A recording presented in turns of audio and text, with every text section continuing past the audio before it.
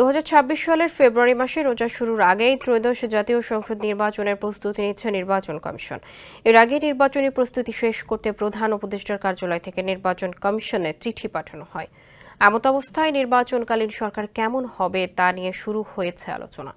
এবার এ নিয়ে মুখ খুললেন স্থানীয় সরকার পল্লী উন্নয়ন ও সমবায় মন্ত্রণালয় এবং যুব ও ক্রীড়া মন্ত্রণালয়ের উপদেষ্টা আসিফ মাহমুদ সজীব ভূঁইয়া। মঙ্গলবার যুক্তরাষ্ট্রভিত্তিক গণমাধ্যম ঠিকানায় খালেদ মহিউদ্দিন শীর্ষক অনুষ্ঠানে অংশ নিয়ে এ বিষয়ে কথা বলেন তিনি। উপদেষ্টা আসিফ জানান, নির্বাচনকালীন সরকারের উপদেষ্টা পদে থাকবেন না তিনি। সরকার থেকে সরে দাঁড়ানোর বিষয়ে তিনি বলেন, 2018 সাল থেকে আমি রাজনীতিতে যুক্ত, তাই নির্বাচনের তফসিল ঘোষণার আগে সরকার থেকে সরে যাব।